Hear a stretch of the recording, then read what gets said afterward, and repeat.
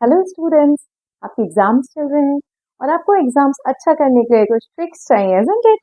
चलिए मैं आज आपको कुछ ट्रिक्स और टिप्स बताती हूँ जिससे आप जो एग्जाम दे रहे हो वो बहुत अच्छे से जाएगा और आपका एग्जाम में आपके फुल मार्क्स आएंगे। whatever you expected you will get it. Okay, चलो पहली चीज, आपको एग्जाम लिखते वक्त राइटिंग का स्पेशली ध्यान रखना है। राइटिंग आपकी बहुत अच्छी है, वेरी गुड, नहीं है तो भी उसको मेंटेन रखना है। राइटिंग विथ स्पीड, क्या होता है कि कुछ बच्चे स्टार्टिंग में जब हम पेपर स्टार्ट करते हैं तब हम बिल्कुल सुलेख में बहुत अच्छे से अल्फाबेट्स बहुत आराम से स्पीड मेंटेन करते हुए चलते हैं, इजंट इट? लास्ट में क्या होता है, जब when you are in rush कि आपका टाइम खत्म होने वाला है, तब आप क्या करते हो कि अपनी राइटिंग को बिल्कुल खराब कर लेते हो, आपके वर्ड्स उड़ते जाते हैं। तो जो एलोबरेट आंसर्स रहते हैं जिनमें आपको मोस्टली आपको एक्सप्लेनेशन वाला पार्ट जो लास्ट में क्वेश्चंस रहते हैं, उन वाले क्वेश्चंस को फिर आप अच्छे से नहीं कर पाते हो, उनमें से आपके मार्क्स कट जाते हैं। तो अपनी राइटिंग को अपनी स्पीड के साथ मेंटेन करते हुए एक जैसा रखना है, इजंट इट? तो स्पेशली ध्यान रखना है।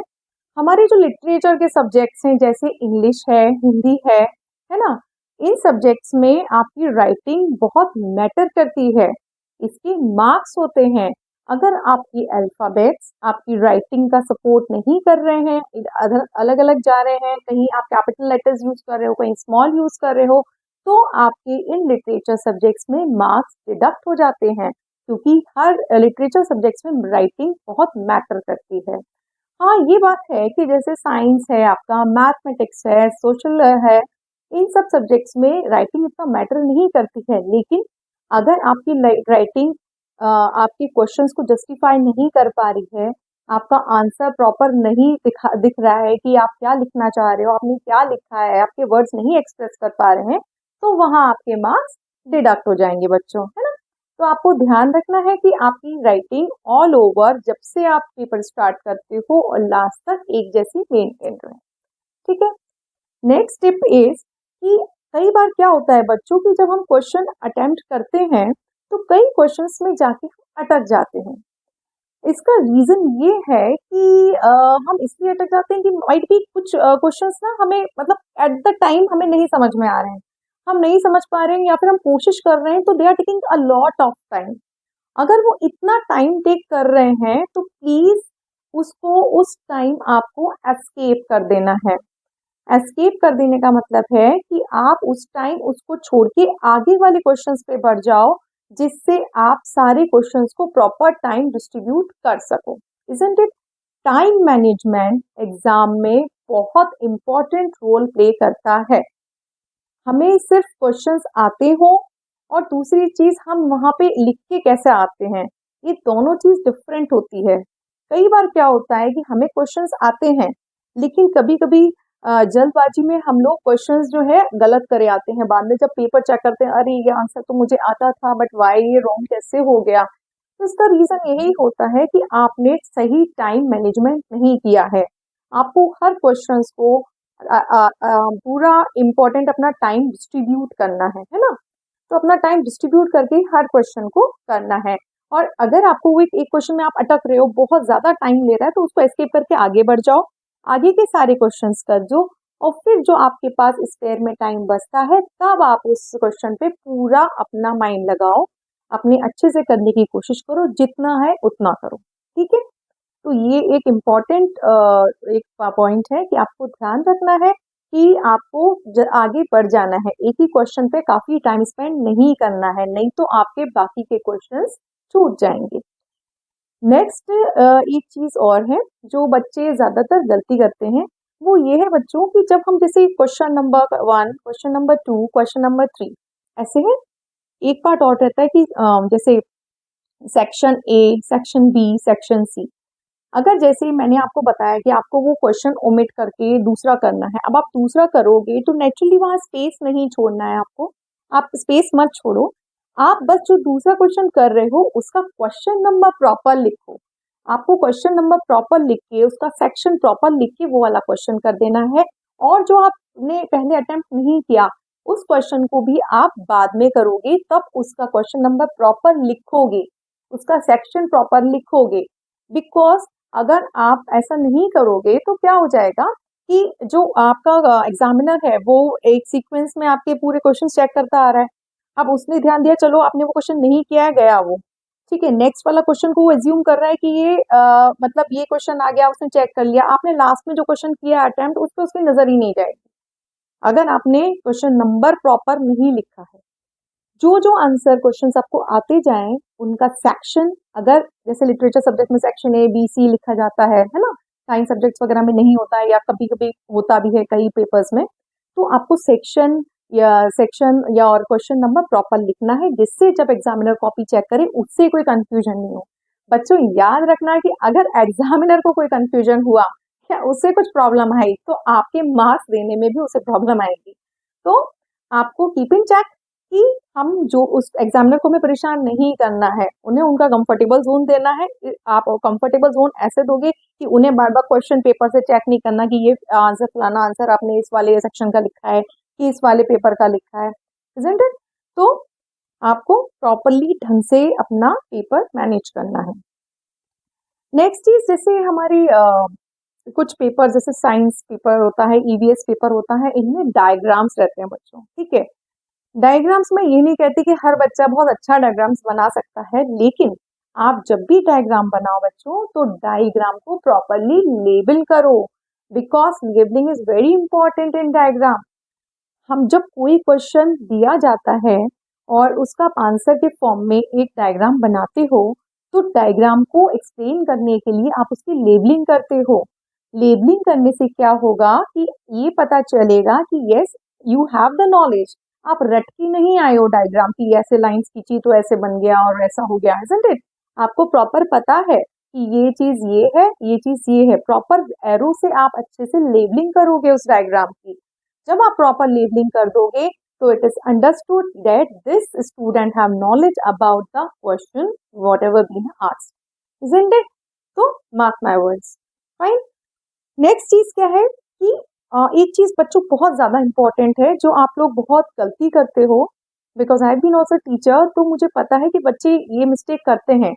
हर क्वेश्चन के मार्क्स होते हैं, जैसे मतलब स्टार्टिंग के जो क्वेश्चंस होते हैं वो नेमिंग वाले क्वेश्चंस होते हैं, आपको वन वर्ड में आंसर करना होता है, वन वर्ड आंसर क्वेश्चन, वो 1 मार्क्स के होते हैं। फिर थोड़े से जो डेफिनेशन वाले होते हैं वो 2 मार्क्स के होते हैं, isn't it? और फिर थोड़ा सा डिस्क्रिप्शन वगैरह आपको जिसमें करना है वो 3 मार्क्स के होते हैं, थोड़ा और एलोबरेट करना है वो 4 या 5 मार्क्स में इंक्लूड होते हैं, ठीक है। अब क्या होता है कि हम लोग अपने माइंड में ये सेट नहीं कर पाते। अब जैसे कई कई बच्चों को ये प्रॉब्लम है कि अगर जैसे नेमिंग वाले हैं उनको तो सबको पता है कि या right one in a word लिखना है, तो मोस्टली वो सब बच्चे सही करते हैं। लेकिन जो डेफिनेशंस वाले होते हैं, अब 2 मार्क्स का क्वेश्चन है, आपको उसमें ज्यादा टाइम नहीं देना। 2 मार्क्स का क्वेश्चन है, आपको डेफिनेशन लिख देना है, एक एग्जाम्पल मेंशन कर देना है, कंप्लीट फिनिश, ठीक है। अगर वो ही क्वेश्चन 3 मार्क्स में आ रहा है, 3 मार्क्स में अगर वो क्वेश्चन आ रहा है तो आपको डेफिनेशन लिखनी है, एग्जाम्पल लिखना है, एग्जाम्पल का थोड़ा सा डिस्क्रिप्शन लिखना है, isn't it? आपको एग्जाम्पल का डिस्क्रिप्शन भी लिखना है। यही क्वेश्चन 4 मार्क्स में आएगा, तो 4 मार्क्स का जो क्वेश्चन होगा ना बच्चों, उसको ध्यान से पढ़ना। क्वेश्चंस में भी आपको पता चल जाएगा कि आपके मार्क्स कहाँ कहाँ कट सकते हैं।